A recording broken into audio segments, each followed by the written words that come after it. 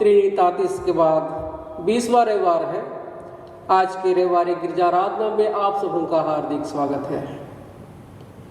आज सरकलिशिया समिति रांची SCR की ओर से 34वां विशेष प्रार्थना कार्यक्रम रखा गया है, जो तीसरे गीत के बाद होगा। हम लोग आज के आराधना परमेश्वर के पवित्र वचन के आह्वान के साथ आरंभ करेंगे। भजन संहिता 8 पद संख्या 1 और 2 में प्रभु हम सबों को ऐसा आह्वान किया है, हे यहोवा हमारे प्रभु, तेरा नाम सारी पृथ्वी पर क्या ही प्रतापमय है। तूने अपना वैभव स्वर्ग पर दिखाया है।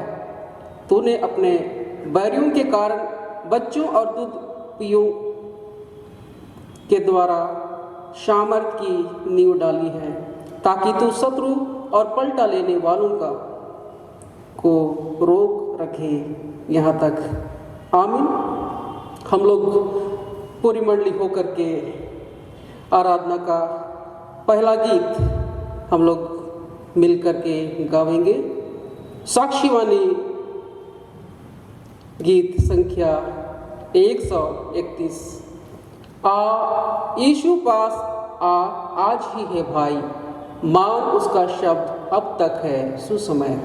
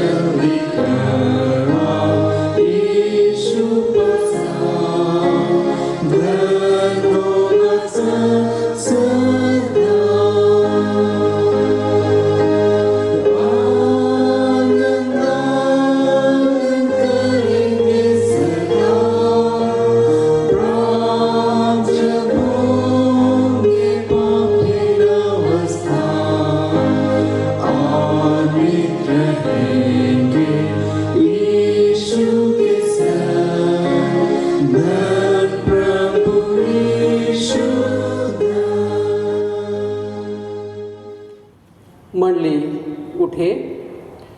परमेश्वर पिता और पुत्र और पवित्र आत्मा के नाम से आमीन। हमारी सहायता ईश्वर के नाम से है, जिसने स्वर्ग और पृथ्वी को सिरजा।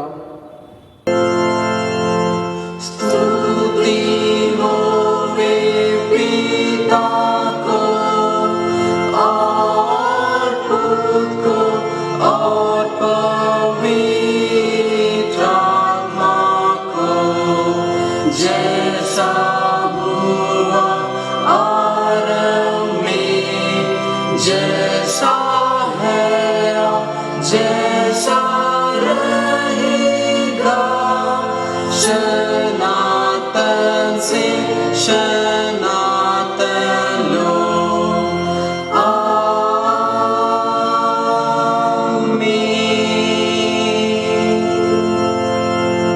हम ईश्वर के सामने अपने पापों को दीनता से मान ले। हे सर्वशक्तिमान ईश्वर दयालु पिता, हम दीनता से अपने सब पाप और अपराधों को तेरे सम्मुख मान लेते हैं। तू अपने प्रिय पुत्र हमारे प्रभु यीशु ख्रीष्ट के कारण हम पर दया दृष्टि कर और हमारे सब पापों को क्षमा कर। आमीन।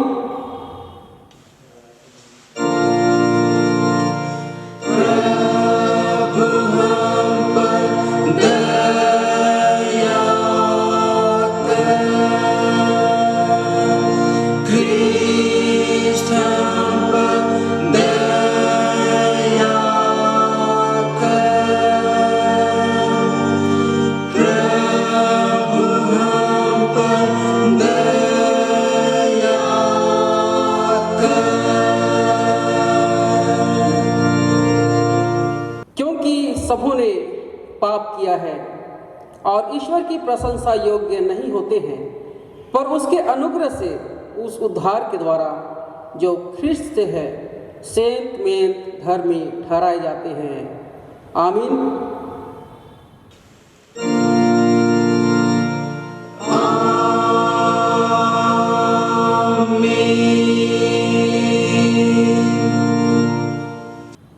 मंडली उठे। सबसे ऊंचे स्थान में ईश्वर का गुणानुवाद हो।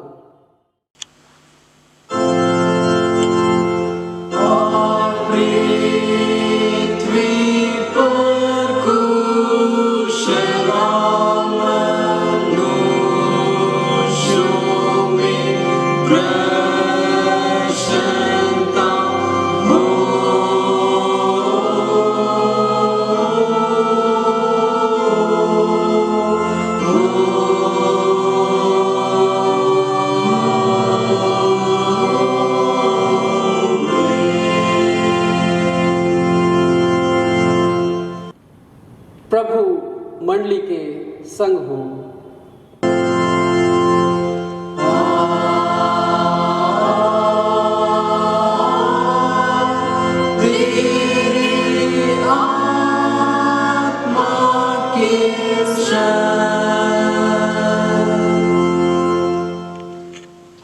हम प्रार्थना करें।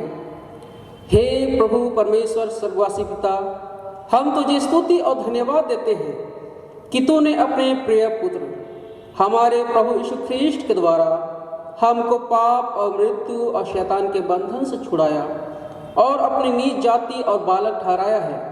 हम तेरी विनती करते हैं कि तू पवित्र आत्मा से हमारी सहायता कर कि हम ऐसी तेरी कृपा को नित्य पहचान कर धन्यवाद के साथ ग्रहण करें और तेरी प्रसन्नता की योग्य चाल चले।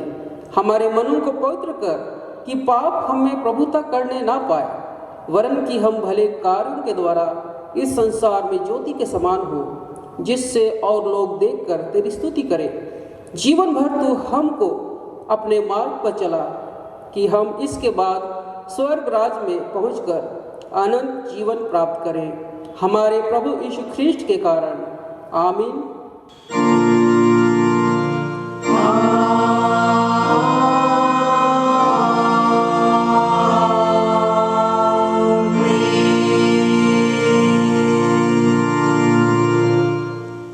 आज के निमित्त पंजिका के अनुसार ठहराया गया पत्रिवचन को हम लोग सुनेंगे, जो हमें मिलता है रोमियो के नाम पौलुस प्रेरित की पत्री अध्याय 14 पद संख्या 1 से लेकर 9 पद लो। रोमियो अध्याय 14 1 से 9। जो विश्वास में निर्मल है उसे अपनी संगति में ले लो, परंतु उसकी शंकाओं पर विवाद करने के लिए नहीं। एक को विश्वास है कि सब कुछ खाना उचित है, परंतु जो विश्वास में निर्बल है वह साग पात ही खाता है। खाने वाला न खाने वाले को तुच्छ न जाने और न खाने वाला खाने वाले पर दोष न लगाए, क्योंकि परमेश्वर ने उसे ग्रहण किया है। तू कौन है जो दूसरे के सेवक पर दोष लगाता है? उसका स्थिर रहना या गिर जाना उसके स्वामी ही से संबंध रखता है, वरन वह स्थिर ही कर दिया जाएगा, क्योंकि प्रभु उसे स्थिर रख सकता है। कोई तो एक दिन को दूसरे से बढ़कर मानता है और कोई सब दिनों को एक समान मानता है।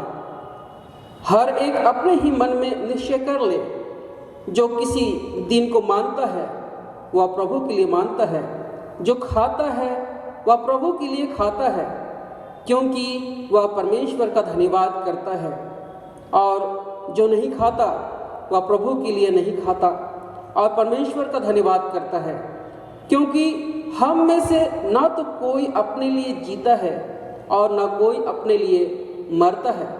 यदि हम जीवित हैं तो प्रभु के लिए जीवित हैं, और यदि मरते हैं तो प्रभु के लिए मरते हैं। अतः हम जिए या मरे हम प्रभु ही के हैं, क्योंकि मसीह इसी के लिए मरा और जी भी उठा कि वह मरे हो और जीव तो दोनों का प्रभु हो यहाँ तक। आमीन। तेरा धन्यवाद हो हे ख्रिस्ट यीशु। हालेलुया। Hallelujah, hallelujah, hallelujah.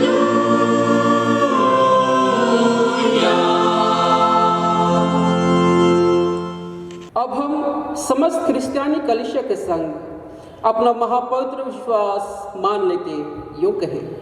मैं विश्वास करता हूँ परमेश्वर पिता पर, जो स्वर्ग और पृथ्वी का सर्वशक्तिमान सृजनहार है, और उसके इकलौते पुत्र अपने प्रभु यीशु ख्रिस्ट पर, जो पवित्र आत्मा से गर्भ में आया, कुंवारी मरियम से उत्पन्न हुआ, पांतुस पिलातुस की आज्ञा से दुख उठाया, क्रूस पर चढ़ाया गया, मर गया और गाड़ा गया, पाताल में उतरा, तीसरे दिन मृतकों में से जी उठा, स्वर्ग पर चढ़ गया और परमेश्वर सर्वशक्तिमान पिता के दाहिने हाथ बैठा है, जहाँ से वह जीवितों और मृतकों का विचार करने को फिर आएगा। मैं विश्वास करता हूँ पवित्र आत्मा पर, एक ही पवित्र क्रिस्तियानी कलीसिया, पवित्रों की संगत पर, पापों की क्षमा, देह के जी उठने और अनंत जीवन पर। आमीन।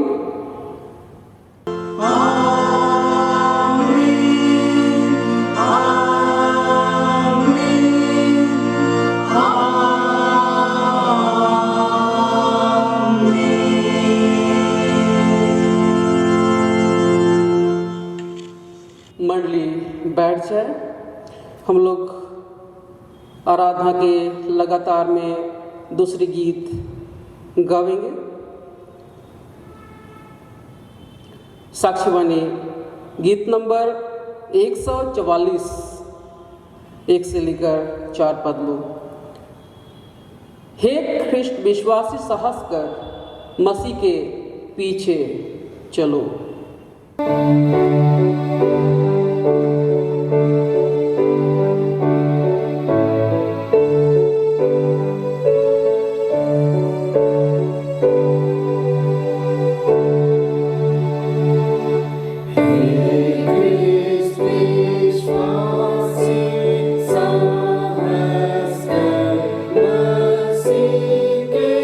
पीछे चलो।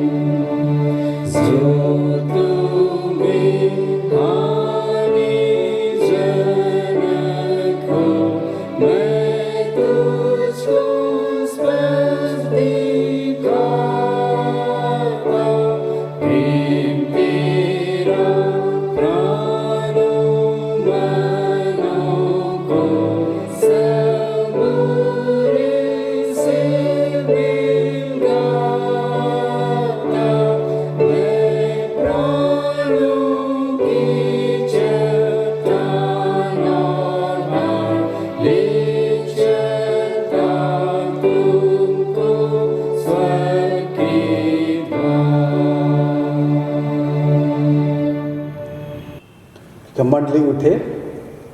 हमारे पिता परमेश्वर और उद्धारकर्ता यीशु ख्रिस्त की ओर से तुम्हें अनुग्रह और शांति बहुतायत से मिले, आमीन। आइए हम प्रार्थना करें। हे सर्वशक्तिमान ईश्वर दयालु पिता, इस घड़ी हम सारे मन से आपको धन्यवाद देते हैं क्योंकि आपने बीते दिनों में हम सबों की रक्षा की और आज का इस पवित्र दिन के सुंदर भोर को हमें देखने का अवसर दिए हैं। और प्रभु, आज इस पवित्र दिन में आप अपने वचन के माध्यम से हम सबों की अगुवाई करना चाहते हैं, अपने आशीष हम सबों को देना चाहते हैं। प्रभु, धन्यवाद करते हुए आपके पास आते हैं। हमारे मन और हृदय को शुद्ध और पवित्र कीजिए ताकि आपका वचन जिसे हम इस घड़ी हम मनन करने जा रहे हैं, प्रभु से हम समझने सकें, सीखने सकें और आने वाले समय में उस वचन के अनुसार अपने जीवन को व्यतीत करते हुए आपकी महिमा करने पाएँ। प्रेम पिता परमेश्वर, हमारे गुनाहों को क्षमा कीजिए और हमारी दीन तक प्रार्थना स्वर्ग के राज्य में आप अपनी महिमा के लिए ग्रहण कीजिए, आमीन। आज के लिए ठहराया हुआ उपदेश वचन जो हमें सुसमाचार से मिलता है, मत्ती रचित सुसमाचार उसका 22वां अध्याय पद संख्या 1 से 14। मत्ती 22 उसका 1 से 14, जहाँ इस प्रकार हम पाते हैं।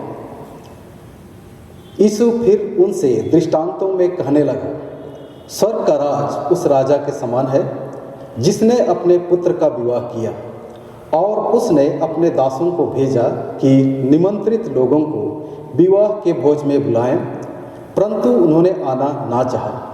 फिर उसने और दासों को यह कहकर भेजा, निमंत्रित लोगों से कहो, देखो मैं भोज तैयार कर चुका हूँ, मेरे बैल और पले हुए पशु मारे गए हैं और सब कुछ तैयार है, विवाह के भोज में आओ।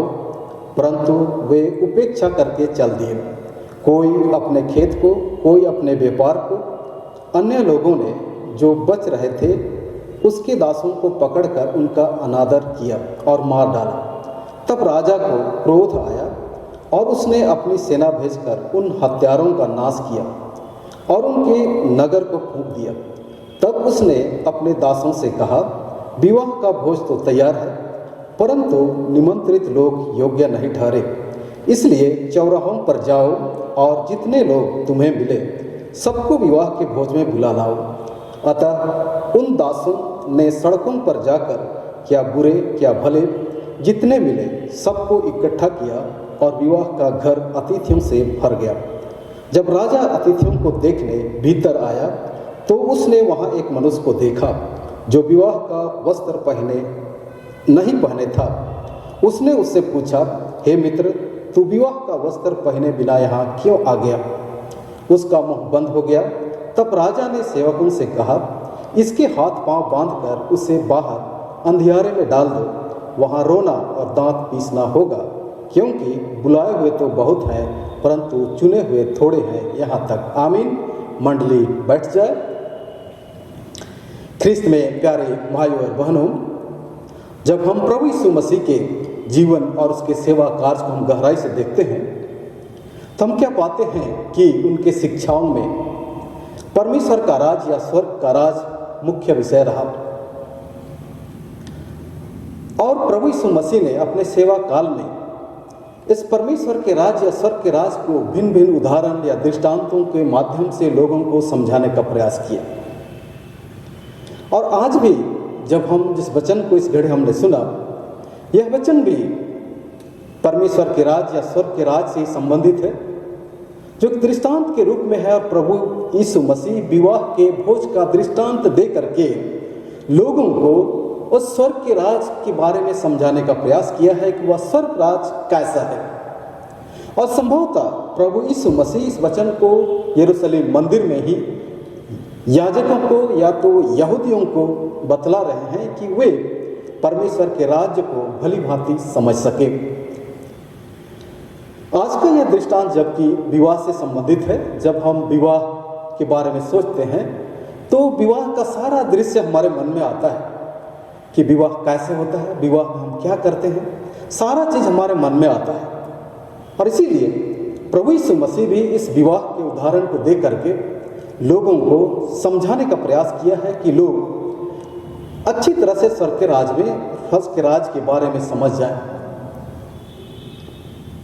जब इस विवाह के बारे में प्रभु यीशु मसीह इसलिए बतलाना चाहते हैं कि विवाह को हम सभी जानते हैं कि विवाह दो व्यक्तियों के बीच में विवाह होता है जो एक बार हमेशा हमेशा के लिए होता है, अर्थात यह संबंध हमेशा हमेशा के लिए बंधा हुआ रहता है जिसे हम विवाह में देखते हैं।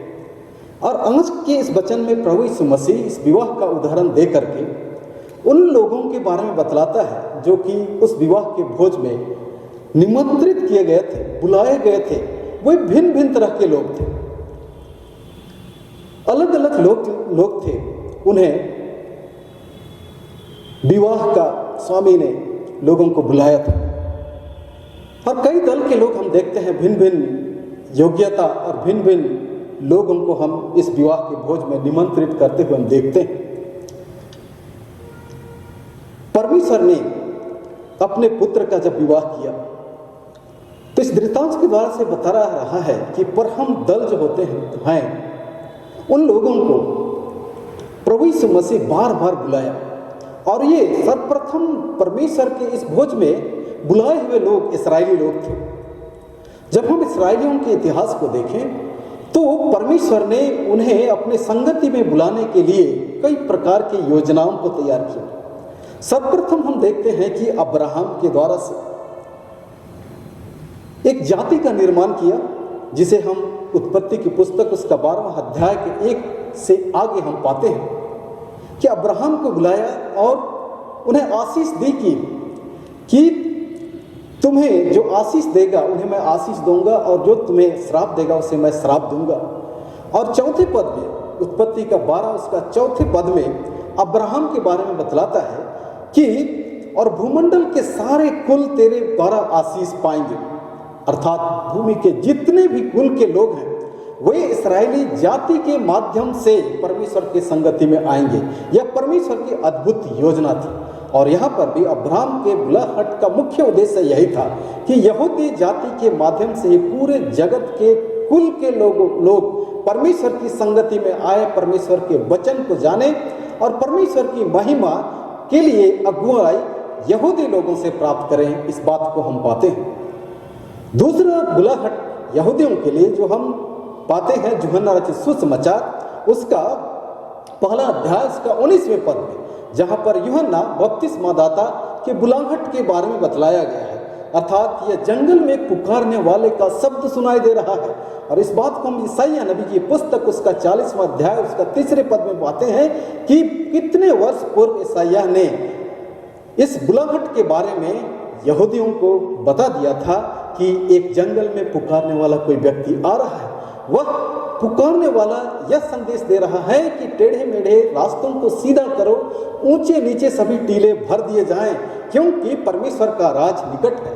और यह इस्राएलियों को परमेश्वर के राज्य में बुलाने के लिए, परमेश्वर के संगति में बुलाने के लिए दूसरा बुलाहट था जो कि यूहन्ना बपतिस्मा दाता के द्वारा से बुलाया गया।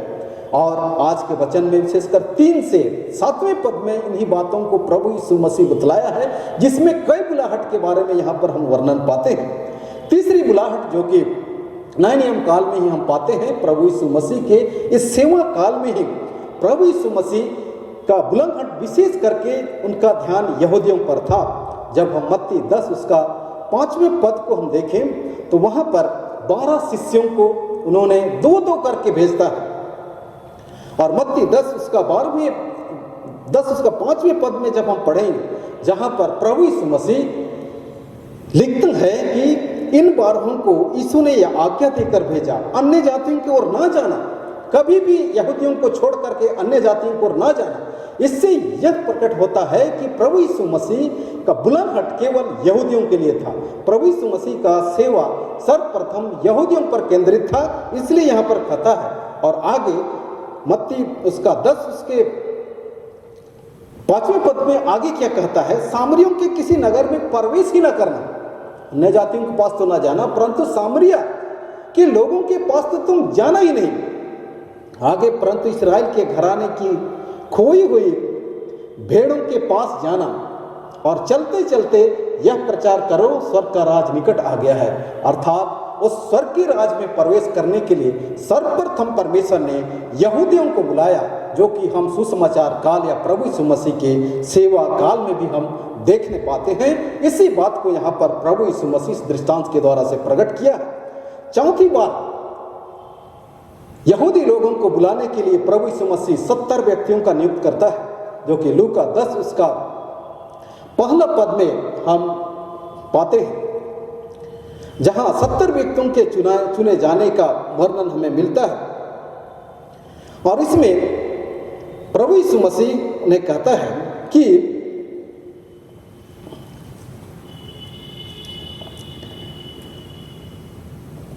दो दो करके भेजा, और ने पक्के खेत बहुत हैं परंतु मजदूर थोड़े हैं। अर्थात इस 70 व्यक्ति लोगों को विशेष करके जहां जहां प्रभु यीशु मसीह को जाना था, वहां पर प्रभु यीशु मसीह अपने जाने से पहले भेज दिया कि यहूदियों को परमेश्वर के राज्य में बतलाए और परमेश्वर के बुलाहट के बारे में बतलाए। और अंतिम बुलाहट जो यहूदियों के लिए था, वह हम पाते हैं लूका 13 उसका 34 से 35 पद में, जहां प्रभु यीशु मसीह इस प्रकार कहता है। लूका 13 उसका 34 और 35 पद में, जहां एक लौते पुत्र के माध्यम से, प्रभु यीशु मसीह के माध्यम से यहूदी लोगों को बुलाता है कि वे परमेश्वर के राज्य में आए, उसके विवाह भोज में शामिल हुए। और यहाँ पर प्रभु यीशु मसीह कहता है, हे यरूशलेम, हे यरूशलेम, तू जो भविष्यवक्ताओं को मार डालता है और जो तेरे पास भेजे गए उन पर पथराव करता है, कितनी ही बार मैंने यह चाहा कि जैसे मुर्गी अपने बच्चों को अपने पंखों के नीचे इकट्ठा करती है, वैसे ही मैं भी तेरे बालकों को इकट्ठा करूं, पर तुमने यह ना चाहा। देखो तुम्हारा घर तुम्हारे लिए उजाड़ छोड़ा जाता है, और मैं तुमसे कहता हूं, जब तक तुम न कहोगे धन्य हुआ जो प्रभु के नाम से आता है, तब तक तुम मुझे फिर कभी न देखोगे। अर्थात यहूदियों का अगुवाई करने वाला परमेश्वर, इस्राएलियों का परमेश्वर बार बार उन्हें इस विवाह भोज में निमंत्रण करने के बावजूद भी ये लोग उसके बुलाहट को स्वीकार नहीं किए। कितने उनके बुलाहट के लिए आए हुए भविष्यवक्ताओं को, कितने ही दासों को उन्होंने पत्थरवाह किया, कितने लोगों को मार डाला। और यहाँ पर हम देखते हैं कि यूहन्ना बपतिस्मादाता आया था, यूहन्ना बपतिस्मादाता को भी उन्होंने मरवा डाला। यीशु मसीह जो अंतिम बार अपने एकलौते पुत्र के रूप में आया, उन्हें भी वे लोग मरवा डाले। इस बात को यहाँ प्रभु यीशु मसीह बतलाता है कि वह यहूदियों को बुलाने के बावजूद भी उन्होंने उस बुलाहट को स्वीकार नहीं किया, इसलिए उन्हें हमेशा हमेशा के लिए अपने संगति से अलग कर दिया। इसलिए प्रभु यीशु मसीह इस उदाहरण के द्वारा प्रकट करता है कि जो चुनी हुई जाति है, परमेश्वर ने आरंभ से ही उन्हें चुना था कि वह परमेश्वर की संगति में आए, उसके द्वारा से लोग उद्धार पाएं, उसके माध्यम से या उन जाति के माध्यम से लोग परमेश्वर के राज्य में आए, परमेश्वर की संगति में युगानुयुग रहे। वे परमेश्वर की बुलाहट को ठुकरा दिए, इसलिए परमेश्वर ने उन्हें अपने संगति से अलग कर दिया। और इसी को यहाँ पर हम पाते हैं कि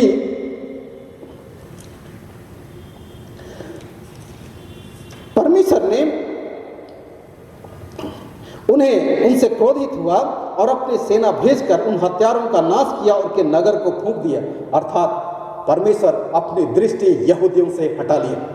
परमेश्वर यहूदी लोग जो कि उनके चुने हुए जाति थे, उन जाति से अपनी ही बुलाहट को हटा दिया और एक नई बुलाहट का एक नया दौर आरंभ करता है, जिसे हम आगे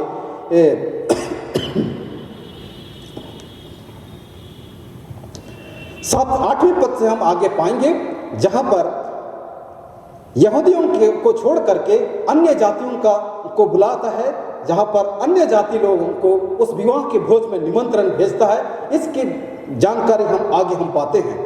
इसलिए हम इस दूसरे खंड में हम क्या पाते हैं कि इस विवाह भोज में जब यहूदी लोग परमेश्वर के निमंत्रण को स्वीकार नहीं किए, तब परमेश्वर अन्य लोगों को बुलाने का प्रयास करता है, जिसे आज के वचन में हम 8 से 10 पद में पाते हैं, जहां परमेश्वर अपने पुत्र के विवाह भोज में अन्य जातियों को बुलाया और जहां कहता है, इसलिए चौराहों पर जाओ और जितने लोग तुम्हें मिले सबको विवाह के भोज में बुला लाओ।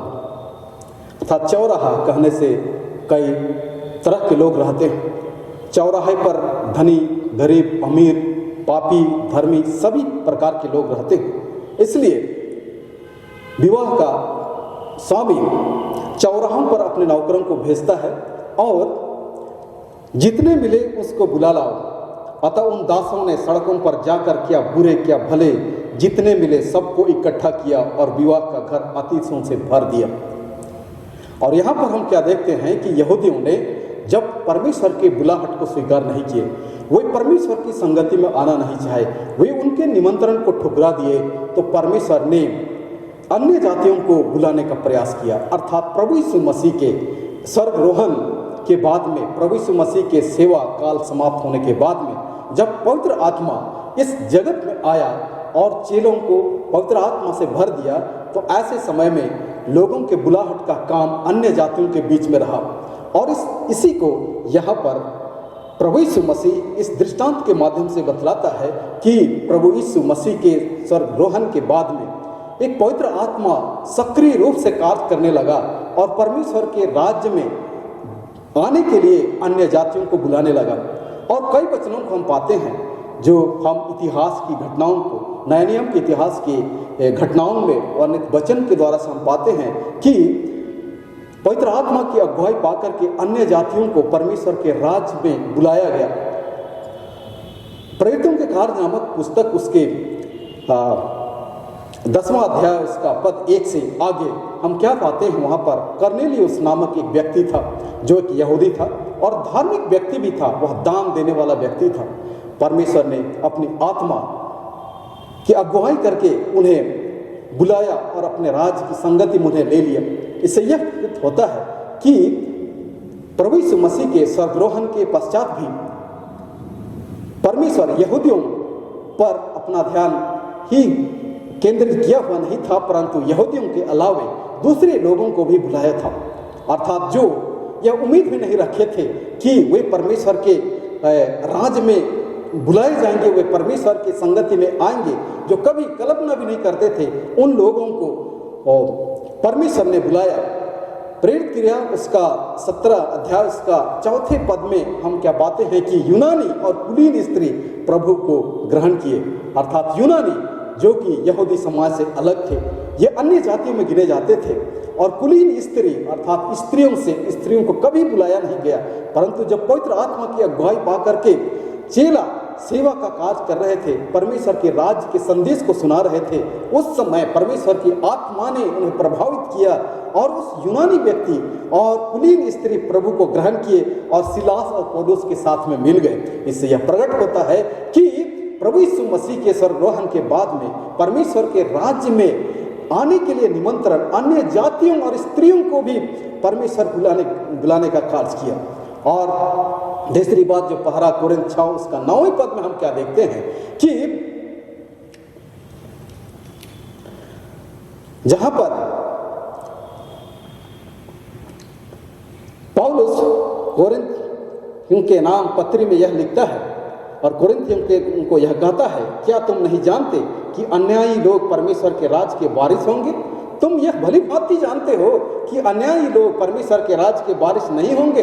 परंतु आगे पौलुस यह लिखता है, धोखा न खाओ, न विषयागामी, न मूर्ति पूजक, न परिस्त्रीगामी, न लुच्चे, न पुरुषगामी, न चोर, न लोभी, न पियक्कड़, न गाली देने वाले, न अंधेर करने वाले परमेश्वर के राज्य के वारिस होंगे। अर्थात यहाँ पर कोरिन्थियों के लोगों को पौलुस यह कहता है कि जिन्हें तुम पापी समझता है वे परमेश्वर के राज्य में नहीं प्रवेश करेंगे, यह जानते हो, परंतु यह धोखा न खाओ। परंतु परमेश्वर ऐसा दयालु परमेश्वर है, अनुग्रहकारी परमेश्वर है। वह हर व्यक्ति को अपने राज्य में बुलाता है, उस विवाह के भोज में शामिल होने के लिए सबों को निमंत्रण देता है। और वेश्यागामी, मूर्ति पूजक, परिस्त्रीगामी, नुच्चे, पुरुषगामी जितने भी पापी हैं, उन सबों को भी परमेश्वर विवाह के भोज में बुलाता है। अर्थात जो उसके निमंत्रण को स्वीकार करेंगे, भले वो पापी क्यों ना हो, वे परमेश्वर के राज्य में प्रवेश करेंगे, परमेश्वर की संगति में युगानुयुग रहेंगे। और यहाँ इस पहला कोरिन्थ 6 उसका 11वें पद में पौलुस यह कहता है, और तुम में से कितने ऐसे ही थे, परंतु प्रभु यीशु मसीह नाम से और हमारे परमेश्वर के आत्मा से धोए गए और पवित्र हुए और धर्मी ठहरे। पौलुस के कहने का तात्पर्य यह है कि तुम जानते हो कि पापी लोग परमेश्वर के राज्य में प्रवेश नहीं करेंगे, परंतु धोखा न खाओ, परमेश्वर अनुग्रहकारी परमेश्वर है। यदि पापी भी प्रभु यीशु मसीह को ग्रहण करेगा, उसके निमंत्रण को स्वीकार करेगा, वह भी निश्चित रूप से परमेश्वर के राज्य में रहेगा और परमेश्वर की संगति में युगानुयुग जाएगा। अर्थात आज के इस वचन में पद संख्या 8 से 10 पद में प्रभु यीशु मसीह इस बारे में बतलाता है कि केवल यहूदी ही परमेश्वर के राज्य में प्रवेश नहीं करेंगे, परंतु जो पापी हैं, अन्य जाति हैं, जो समाज में बिल्कुल निकम्मी हैं, गरीब हैं, दुखी हैं, दास हैं, स्वतंत्र हैं, सभी लोगों के लिए परमेश्वर का बुलाहट है। सभी लोगों को परमेश्वर निमंत्रण देता है। जो लोग उस निमंत्रण को स्वीकार करेंगे और जो लोग उस निमंत्रण को स्वीकार करके अपने आप को तैयार करेंगे, उन्हें उस स्वर्ग के राज में स्थान मिलेगा। वह परमेश्वर की संगति में रह करके परमेश्वर की महिमा युगानुयुग करेंगे। इस वचन के तीसरे भाग में हम क्या देखते हैं कि प्रभु यीशु मसीह उस निमंत्रण के बारे में यदि कोई स्वीकार न करे तो उसके लिए परमेश्वर उस इनकार करने वाले लोगों को क्या करेगा, इसके बारे में हमें वर्णन मिलता है। और तीसरे खंड में जो कि 11 से 14 पद में, जहां प्रभु यीशु मसीह इस दृष्टांत में इस प्रकार कहते हैं, जब राजा अतिथियों को देखने भीतर आया तो उसने वहां एक मनुष्य को देखा जो विवाह का वस्त्र नहीं पहने हुए था। अर्थात निमंत्रण के बाद में जब विवाह भोज होगा, विवाह भोज का अवसर होगा, जब सभी लोग उस मंडप पर उपस्थित होंगे, उस समय उस भोज का आयोजक निरीक्षण करेगा कि कितने लोग विवाह भोज में शामिल हैं, कितने लोग तैयारी के साथ आए हैं, कितने लोग वस्त्र पहन करके आए हैं। संभवतः इस वचन से ऐसा लगता है कि यहूदियों के बीच में विवाह भोज में शामिल होने के लिए एक निश्चित वस्त्र रहा होगा, जिसके कारण से यहाँ पर इस वस्त्र के बारे में कहा गया है कि विवाह भोज का आयोजक उन लोगों को निरीक्षण करने के लिए आएगा कि कितने लोग पूरी तरह से तैयारी करके आएंगे। और आगे क्या आता है कि उसने उससे पूछा, हे मित्र, तू विवाह का वस्त्र पहने बिना यहाँ क्यों आ गया? उसके मुंह बंद हो गए। तब राजा ने सेवकों को कहा, इसके हाथ पांव बांधकर उसे बाहर अंधियारे में डाल दो, जहां रोना और दांत पीसना होगा। अर्थात जो परमेश्वर के उस निमंत्रण को स्वीकार नहीं करेगा, उसके संगति में आने के लिए जो निमंत्रण को स्वीकार नहीं करेगा, उसके लिए वो अपने आप को तैयार नहीं कर पाया, उसके लिए एक दंड है जहां पर रोना और दांत पीसना होगा। अर्थात परमेश्वर के निमंत्रण को स्वीकार नहीं करने से हमेशा हमेशा के लिए वह व्यक्ति परमेश्वर से दूर चला जाएगा। और इसके लिए हम सबसे अच्छा उदाहरण प्रभु यीशु मसीह लूका रचित सुसमाचार उसका 16 पद संख्या 22 से 31 पद में धनवान व्यक्ति और लाजर का दृष्टांत दे करके उस परमेश्वर के राज में जो प्रवेश नहीं करेंगे, जो परमेश्वर की संगति से हमेशा हमेशा अलग हो जाएंगे, उसका जीवन कैसा होगा इसके बारे में वर्णन किया गया है। जहां पर धनवान व्यक्ति अधोलोक में जाकर के तड़प रहा था और वहां से अब्राहम की गोद में बैठे हुए उस लाजर पर दृष्टि करता है, उसे निवेदन करता है कि हे अब्राहम, तो लाजर को भेज दे कि अपना उंगली का सिरा पानी में डुबो करके मेरे जीभ को ठंडा करे, क्योंकि मैं यहाँ पर तड़प रहा हूँ।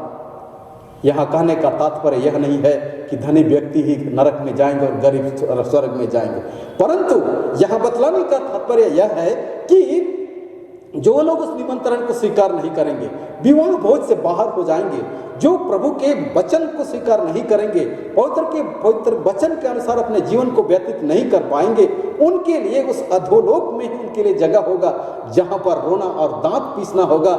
इसी को प्रभु यीशु मसीह यहाँ पर बतला रहे हैं कि बांध कर अंधियारे में डाल दो। यहाँ पर धनी व्यक्ति के इस निवेदन को जब हम देखें, आगे भी निवेदन करता है, यदि हे अब्राहम, यदि लाजर को मेरे पास नहीं भेजते हो तो उस लाजर को मेरे भाइयों के पास भेज दो, क्योंकि मेरे 5 भाई हैं, कि वही लोग पश्चाताप करें, उस व्यवस्था की बातों को पालन करें। वे जान ले कि अधोलोक में इस प्रकार का तपन है, इस प्रकार का तड़प कर रहना पड़ता है, ताकि वे भी इस जगह पर ना आए।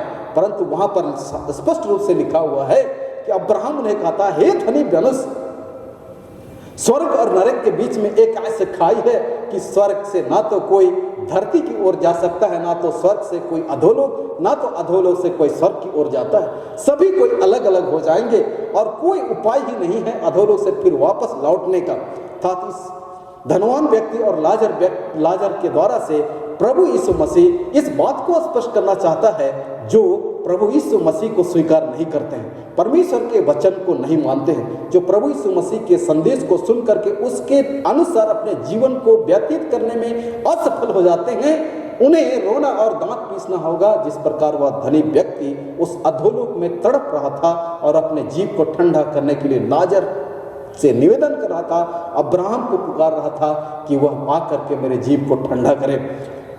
ख्रिस्त में प्यारे भाइयों और बहनों, जब हम अपने जीवन को देखते हैं, मसीही जीवन को देखते हैं, तो हमारा मसीह जीवन का मुख्य उद्देश्य परमेश्वर का राज है। हम परमेश्वर के राज में कैसे प्रवेश करेंगे, यही हमारा मुख्य उद्देश्य है कि हम अपने मसीही जीवन को व्यतीत करते हुए कैसे हम परमेश्वर की संगति में आएंगे, यह मसीह जीवन का मुख्य उद्देश्य है। जब हम अपने जीवन को भली भांति देखें तो हम परमेश्वर के वचन का अध्ययन करते हैं, परमेश्वर की आराधना करते हैं, इसलिए कि हम परमेश्वर के राज्य में प्रवेश करने के लिए हम अपने आप को तैयार करें। इसलिए हम प्रार्थना करते हैं कि हम परमेश्वर की संगति में आए। था जिस प्रकार प्रभु यीशु मसीह इस दृष्टांत के माध्यम से उस विवाह भोज का उदाहरण देता है कि उस विवाह भोज में जो कि एक संगति है, परमेश्वर की संगति है, जो हमेशा हमेशा के लिए है, और हम सभी कोई अपने मसीही जीवन में हम कितने वचनों का अध्ययन करते हैं, प्रार्थना करते हैं, आराधना करते हैं, इसलिए करते हैं कि हम भी परमेश्वर की उस विवाह भोज में हम शामिल हों और वहाँ परमेश्वर की संगति में रह करके हम उसकी महिमा करें। ख्रिस्त में प्यारे भाई और बहनों, जब हम अपने जीवन को देखते हैं तो निश्चय ही हम सभी कोई की इच्छा है कि हम परमेश्वर के राज्य में हम प्रवेश करें, परंतु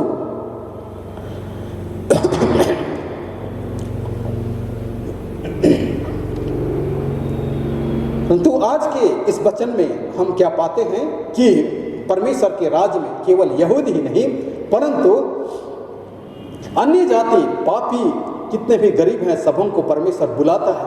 अर्थात जो लोग परमेश्वर की दृष्टि में अपने आप को तैयार करते हैं, जो वचन जिसे हम पोशाक के रूप में देखते हैं, जिस वचन को प्रभु यीशु मसीह ने हमारे बीच में प्रकट किया, जिस वचन को परमेश्वर ने व्यवस्था के माध्यम से प्रकट किया, उस वचन का हम पालन करें और अपने जीवन में उसके अनुसार अपने आप को जीवन व्यतीत करें और उस वचन से अपने आप को सजाएं,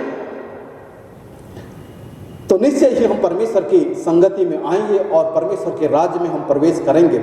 लूका रचित सुसमाचार में 9 उसका 62 पद में प्रभु यीशु मसीह कहता है, जो हाथ पर हल रखकर पीछे देखता है वह परमेश्वर के राज्य की योग्य नहीं। अर्थात हम मसीही सभी कोई बुलाए हुए लोग हैं, परमेश्वर की संगति में बुलाए हुए हैं। हमसे परमेश्वर यही चाहता है कि हम सभी कोई उसके विवाह के भोज में युग हम रहें या उसके संगति में रहें, उसके राज्य में हम रहें।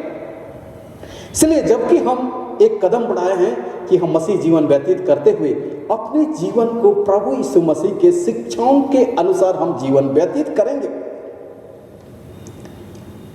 इसलिए ख्रिस्त में प्यारे भाइयों और बहनों, जब इस वचन को आज हम अध्ययन मनन कर रहे हैं, आज के इस वचन को हम समझने का प्रयास कर रहे हैं, कितने लोग सुन रहे हैं, कितने लोग इस पर मनन कर रहे हैं। परमेश्वर हम सबों से चाहता है कि हम उसके वचनों से सुसज्जित हो जाएं। प्रभु यीशु मसीह का जीवन जैसा था उस प्रकार हम अपने जीवन को तैयार करें, हम प्रार्थना में मजबूत करें, हम अपने विश्वास को दृढ़ बनाएं हम प्रभु के संगति में हम रहें। इस निमित्त हम परमेश्वर के वचन का ज्ञान हम अधिकाई से प्राप्त करें। परंतु हमारे जीवन में कई प्रकार की बाधाएं शैतान के माध्यम से आता है। शैतान नहीं चाहता है कि हम परमेश्वर के राज्य में प्रवेश करें। शैतान नहीं चाहता है कि हम परमेश्वर के वचन का मनन करें। शैतान नहीं चाहता है कि उस विवाह भोज में युगानुयुग रहें। परंतु आज हमारे लिए बहुत ही कठिन समय है कि ऐसे कठिन समय में परमेश्वर के वचन को मानना, परमेश्वर के वचन का अध्ययन करना, उसके पीछे चलना हमारे लिए बहुत ही कठिन है। परंतु जब हम इस दृष्टांत को आज हम सुन रहे हैं कि हम सबों को परमेश्वर बुलाता है कि उसकी संगति में हम आए, उसके भोज में हम शामिल हो और वहां रह करके हम उसकी महिमा करें। रोमियों की पत्री उसका 13वां अध्याय में जहां 14वां पद में पौलुस कहता है, वरन प्रभु यीशु मसीह को पहन लो और शरीर की अभिलाषाओं को पूरा करने का उपाय ना करो। अर्थात प्रभु यीशु मसीह का स्वभाव जैसा था वैसा अपने आप को सुसज्जित करना है। और प्रभु यीशु मसीह के जो कुछ भी शिक्षाएं थी वह हमारे लिए पोशाक है। स्वर्ग के राज में प्रवेश करने के लिए एक वस्त्र है। उससे हम जब सुसज्जित होंगे और शरीर की अभिलाषाओं से दूर होकर के अपने आप को पूर्ण रूप से तैयार करेंगे तो निश्चय ही परमेश्वर के राज में हम प्रवेश करेंगे। जब पहला पाठ वचन में हम जब देखते हैं जो रोमी 14 उसका विशेष करके 8वें पद में जहां पौलुस इस प्रकार कहता है, यदि हम जीवित हैं तो प्रभु के लिए जीवित हैं और यदि मरते हैं तो प्रभु के लिए मरते हैं। अतः हम जिए या मरे हम प्रभु की ही हैं। अर्थात यदि हम जीवित हैं तो हम प्रभु के लिए जीवित रहें, यदि हम मर भी जाएं तो प्रभु की सेवा में ही मर जाएं। अगर जो कुछ भी हम करें वह प्रभु के लिए करें। इसलिए ख्रिस्त में प्यारे और भाइयों और बहनों, आज हम बड़े सुंदर वचन जो कि प्रभु यीशु मसीह के दृष्टांत के माध्यम से आज हमारे बीच में प्रकट किया गया है कि हम सभी कोई परमेश्वर के राज्य में बुलाए गए हैं और सभी से परमेश्वर ये चाहता है कि अपने आप को सुसज्जित करें, प्रभु यीशु मसीह को उद्धारकर्ता के रूप में ग्रहण करें। और रोमी 13:14 में जहाँ कहता है प्रभु यीशु मसीह को पहन लो, अर्थात हमारा काम, हमारा सोच, हमारा विचार प्रभु यीशु मसीह के जैसा होना चाहिए। तब परमेश्वर हमें अपने विवाह भोज में हमें शामिल करेगा और हमेशा हमेशा के लिए हम परमेश्वर की महिमा करेंगे। इसलिए ख्रिस्त में प्यारे भाइयों और बहनों, जो कोई भी आज इस वचन को हम सुन रहे हैं, जो कोई भी इस वचन को हम अध्ययन कर रहे हैं, परमेश्वर पिता आज हम सबों की सहायता करे, अपनी आत्मा का अगुवाई हमें प्रदान करे, हमें दृढ़ विश्वास दे कि हम सभी कोई अपने आप को तैयार करें और उस वस्त्रों से सुसज्जित हो जाएं जो प्रभु यीशु मसीह ने अपने वचन के माध्यम से हमारे बीच में प्रकट किया है। और आने वाले दिन में हम सभी कोई परमेश्वर के उस विवाह भोज में अर्थात स्वर्ग के राज में हम प्रवेश करें। परमेश्वर पिता हम सबों को आदिकाय से आशीष दे, आमीन। आइए हम प्रार्थना करें। प्रेम पिता परमेश्वर, फिर से हम आपको धन्यवाद देते हैं कि आज के इस पवित्र दिन में आपने अपने वचन के माध्यम से हमारे बीच में उपस्थित होकर के हमारी अगुवाई की, अपने आशीष और अनुग्रह हमारे बीच में प्रकट किया है। प्रभु धन्यवाद देते हैं कि जिस वचन की अगुवाई इस घड़ी आपने हम सबों को दिया है, प्रभु हम आपके नज़दीक आते हैं और आपसे प्रार्थना करते हैं, हमारी सहायता कीजिए, हमारे मन हृदयों को चलाइए, हमें दृढ़ विश्वास दीजिए, पवित्र आत्मा का दान दे करके हमें अगुवाई कीजिए कि प्रभु हम अपने आप को तैयार करने सकें। आपने अपने राज्य में प्रवेश करने के लिए हमें निमंत्रण दिया है। प्रभु हम अपने निमंत्रण को स्वीकार करते हैं। उस पर विवाह भोज में शामिल होने के लिए प्रभु हम सभी को आप ही तैयार कीजिए। हर प्रकार की बुरी बातों से हमें दूर रखिए, पवित्र आत्मा का सामर्थ्य भर दीजिए कि प्रभु हम आने वाले समय में हम सभी कोई सोच से, विचार से, काम से अपने आप को तैयार करने सकें और जिस राज्य को हम सभी विश्वासियों के लिए तैयार किए हैं उस राज्य में हम प्रवेश करते हुए युगानुयुग हम आपकी महिमा करने सकें। प्रभु हम आने वाले समय के लिए आपके सामर्थ्य हाथों में समर्पित होते हैं। हमारे पाप दोष गुनाहों को क्षमा कीजिए और हमारी यह दीनता की प्रार्थना स्वर्ग के राज में आप अपनी महिमा के लिए ग्रहण कीजिए, आमीन। और परमेश्वर की शांति जो समस्त ज्ञान से बिल्कुल परे है, ख्रिस्त यीशु में तुम्हारे मन और हृदय की रक्षा करे अब से सदा लो, आमीन। आगे हम आराधना के लगातार में तीसरी गीत गावेंगे, साक्षी बानी गीत नंबर 336, सेवा में हम निरंतर रहें और यूं ख्रिस्ट के आदेशों को पूरा करें।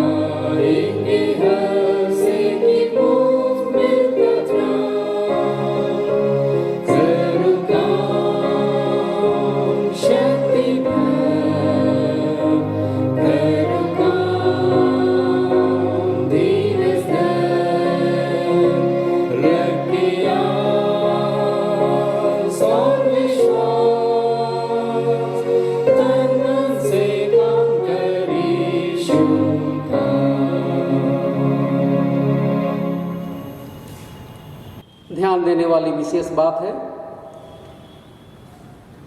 बीते रविवार में हेडक्वार्टर कांग्रेगेशन सीआरसी की ओर से आप सभी भाई बहनों को मंडली में आर्थिक सहयोग के लिए अपील दिया गया था। आप सभी ने विपरीत परिस्थिति में होते हुए भी GEL church headquarter congregation CRC को ऑनलाइन दान देकर और चर्च ऑफिस आकर अपने दानों को देकर सहयोग किया। हम हेडक्वार्टर कांग्रेगेशन सीआरसी होकर सभी भाई बहनों को धन्यवाद देते हैं और आशा करते हैं कि आप आगे भी इसी प्रकार अपना सहयोग जारी रखेंगे।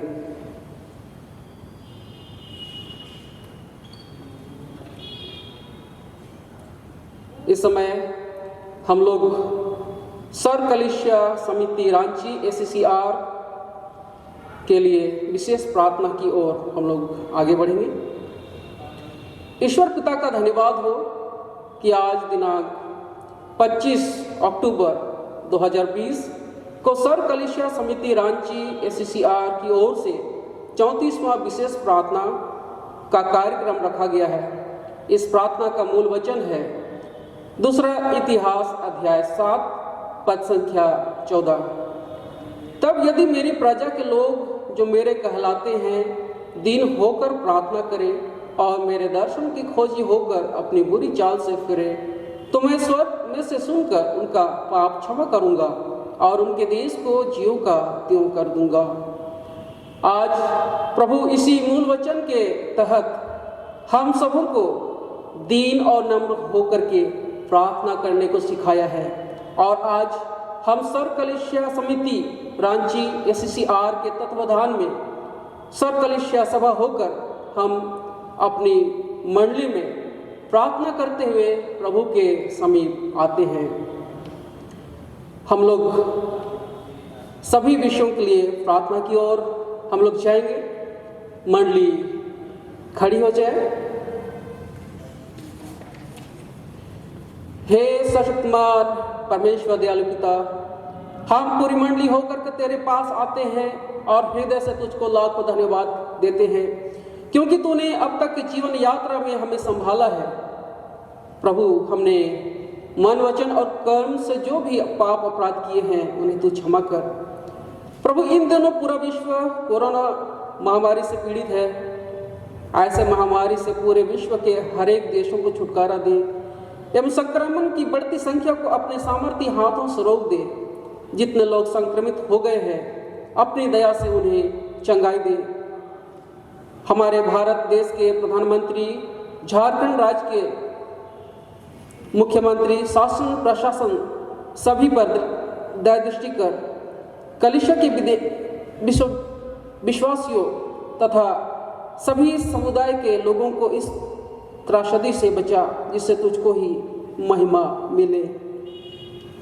हे प्रभु, वायरस से पीड़ित लोगों के बीच में सेवारत और इलाजरत डॉक्टरों, नर्सों, स्वास्थ्य कर्मियों, राहत कर्मियों तथा प्रशासन आदि को तेरे हाथ में सौंपते हैं। तू उन्हें बुद्धि, ज्ञान और हिम्मत दे और सुस्वस्थ रख एवं उनकी रक्षा कर ताकि लोगों की सेवा भली रीति से कर सकेंगे।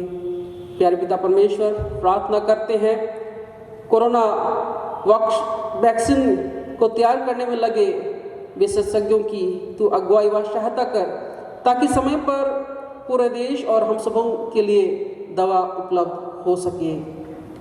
प्यारे पिता, प्रार्थना करते हैं अत्यंत गरीब, मजदूर और अन्य बीमारी से पीड़ित, भूखमरी के कगार पर पड़े हुए तथा मानसिक पीड़ाओं से ग्रसित लोगों को सही समय पर राहत मिले और सभी लोग भले चंगे हो जाए। प्रभु, प्रार्थना करते हैं कि होने दे भविष्य में और किसी भी प्रकार की विपत्ति एवं संकट हमारे बीच ना आए।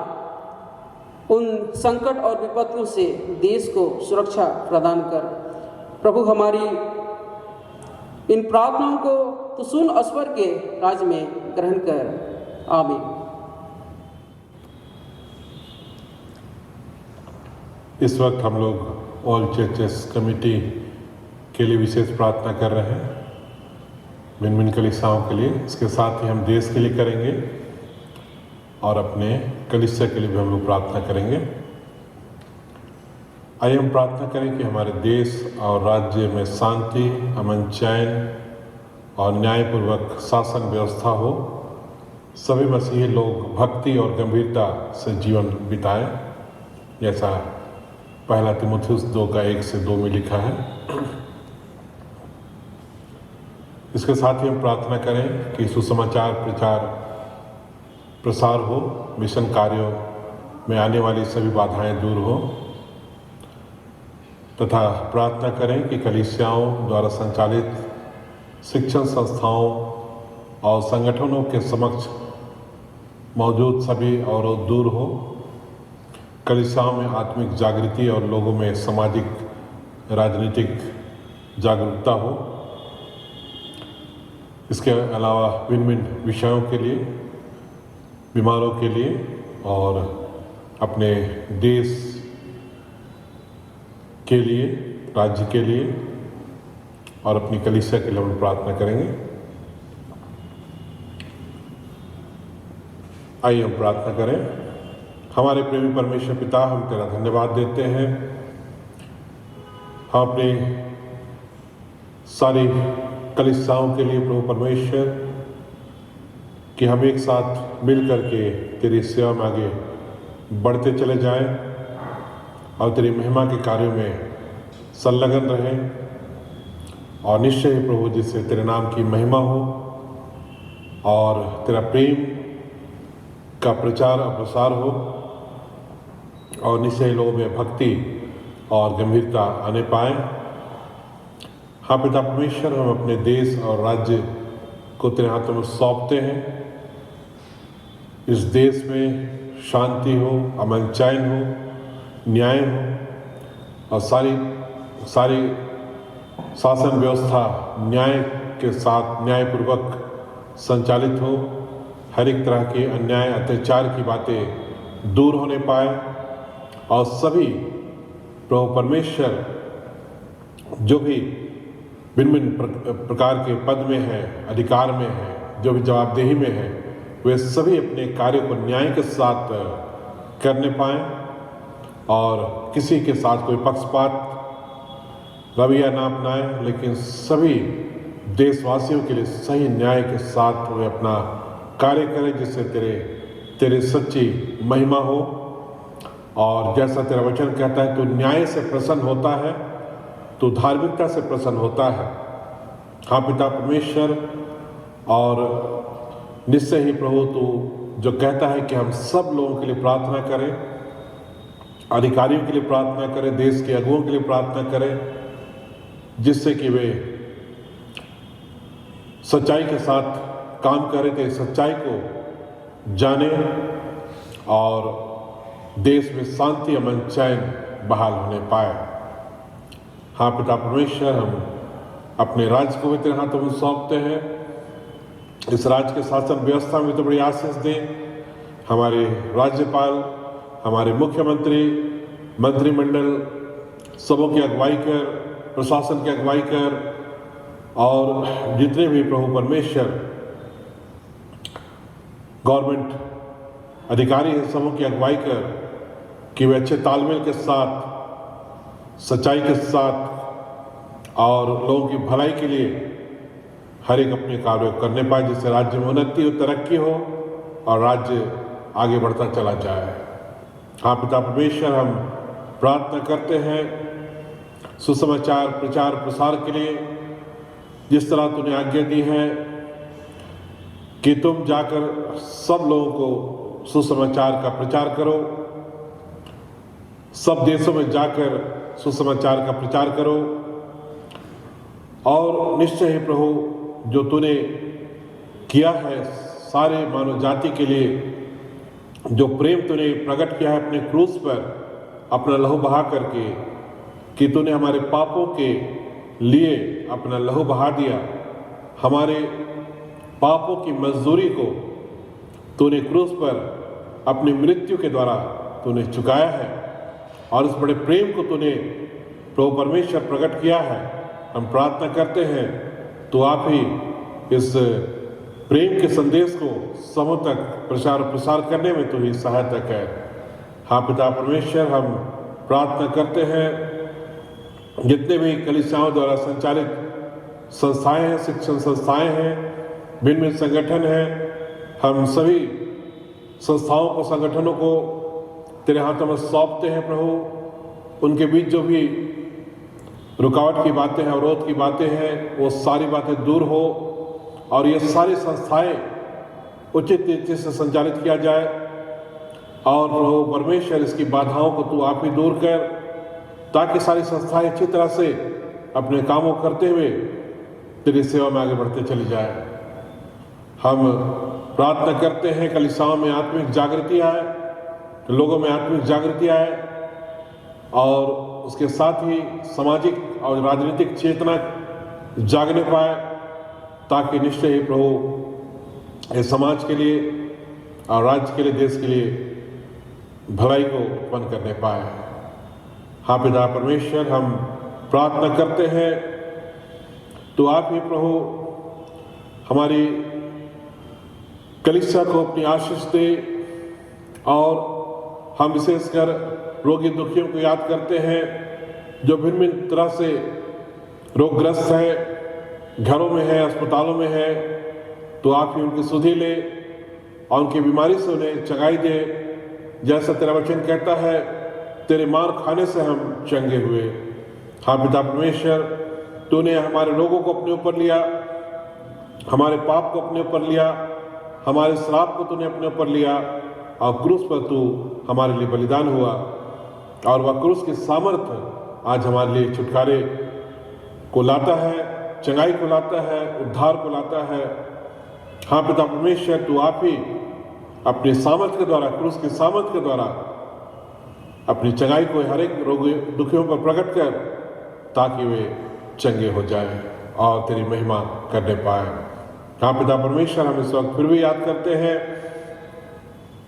अपने कलीसिया के सभी जवानों के लिए। तू आप उन्हें संभाल, उनकी अगुवाई कर और उनको सही मार्ग पर तू ही लिए चल, कि वे तेरे सच्चे मार्ग पर आगे बढ़ते चले जाएं।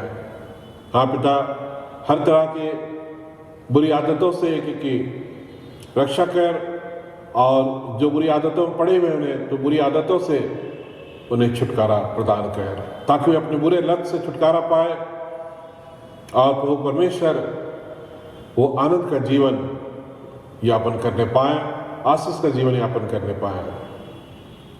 पिता, हम हर एक बेरोजगार जवानों के लिए प्रार्थना करते हैं, उनको समय पर उनकी आजीविका को उपाय मिलने पाए, ताकि उनकी जीविका अच्छी तरह से चल सके।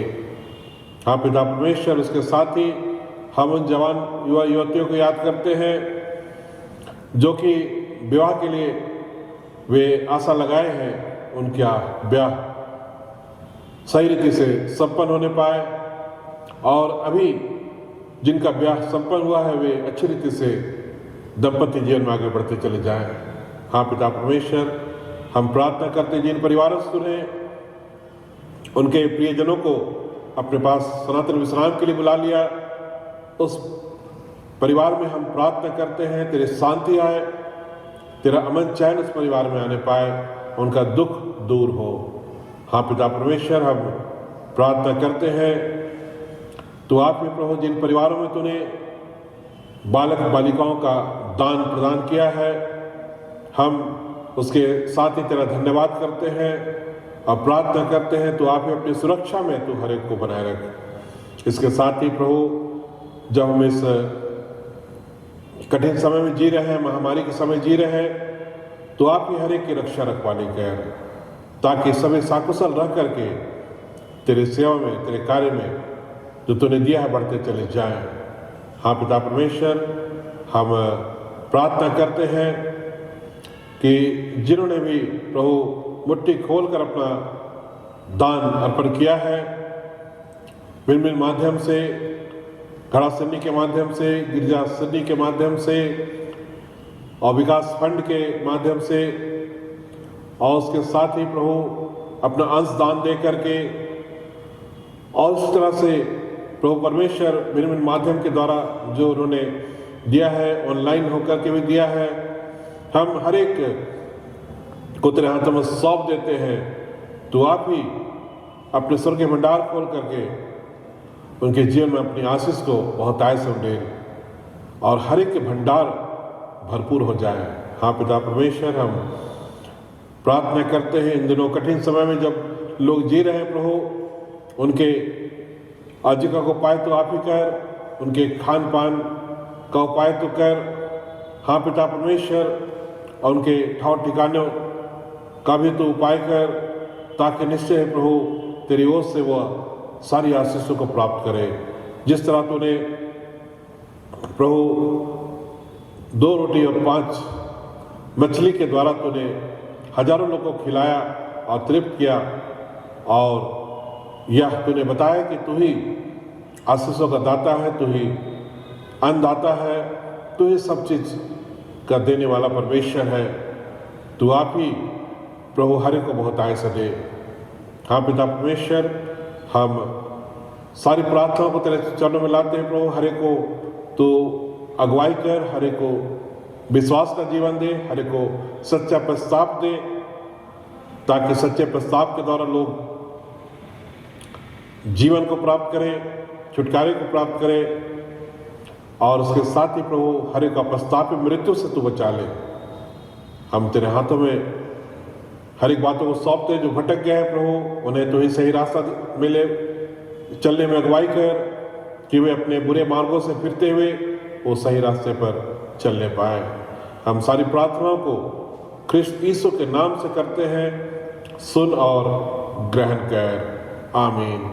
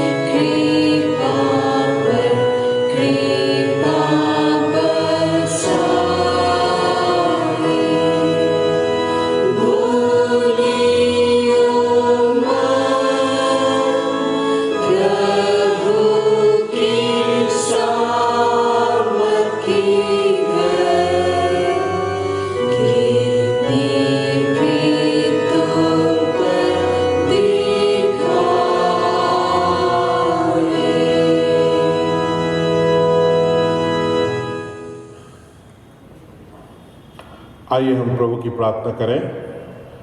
हे हमारे पिता, तू जो स्वर्ग में है, तेरा नाम पवित्र किया जाए, तेरा राज्य आए, तेरी इच्छा जैसे स्वर्ग में वैसे पृथ्वी पर भी हो।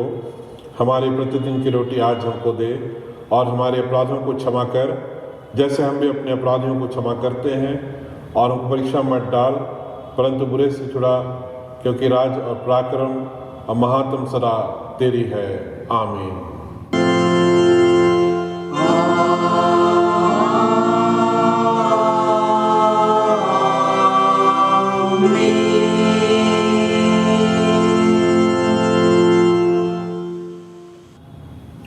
अब त्रिएक परमेश्वर का आशीर्वाद विश्वासी और दीन मन से ग्रहण कर।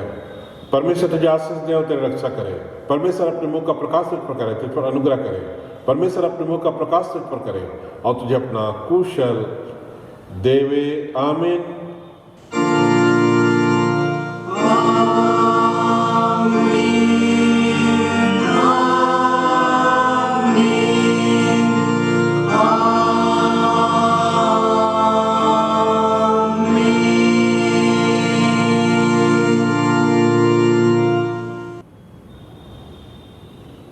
यीशु सहाय।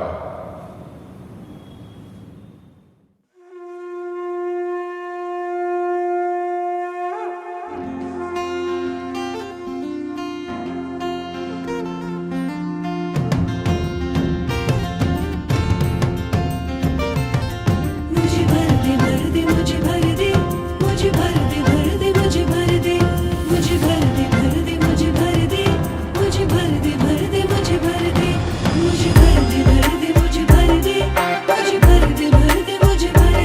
पाकरू पाकरू मुझे अपने मसा से भर दे, पाकरू पाकरू मुझे अपने पलों से भर दे, मुझे भर दे भर दे मुझे भर दे, मुझे भर दे भर दे मुझे भर दे। प्रेम आनंद शांति धीरज कृपा भलाई,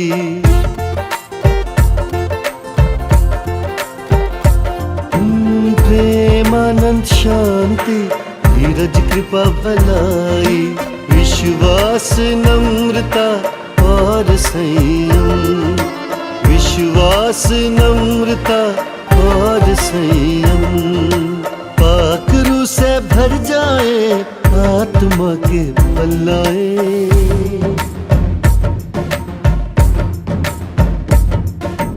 पाकरू से भर जाए आत्मा के पल्लाए, पाकरू से भर जाए आत्मा के पल्लाए, प्रेम आनंद शांति धीरज कृपा भलाई।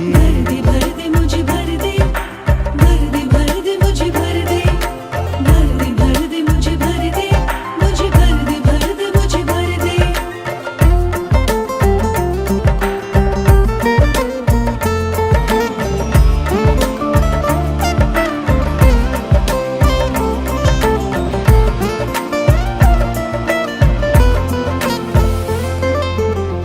रूह के सबब से जिंदा हुए हैं, रूह के मुताबिक चलते रहे,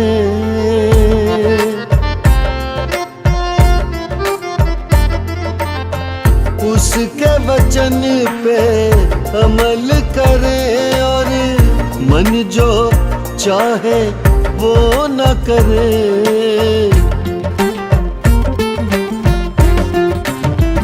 नसीहत रूह की माने मसीह को अव्वल जाने, नसीहत रूह की माने मसीह को अव्वल जाने, ख्वाहिशों को अपनी क्रूस पे रखे, ख्वाहिशों को अपनी क्रूस पे रखे, रूह के कामों में नहीं होती कभी बुराई, प्रेम आनंद शांति धीरज कृपा भलाई, विश्वास नम्रता और संयम, पाकरू से भर जाए आत्मा के पल्लाए। भर दे मुझे भर दे, भर दे मुझे भर दे, मुझे भर दे मुझे भर दे, भर दे मुझे भर दे। पाकरू पाकरू मुझे अपने मसा से भर दे, पाकरू पाकरू मुझे अपने पलों से भर दे।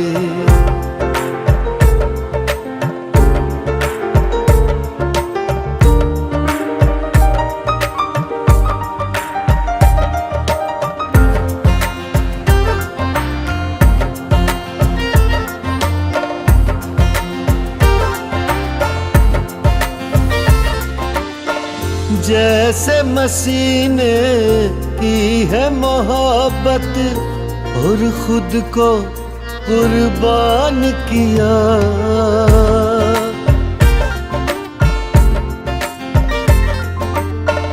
उसकी तरह हम बनते जाएं, ये उसने पैगाम दिया।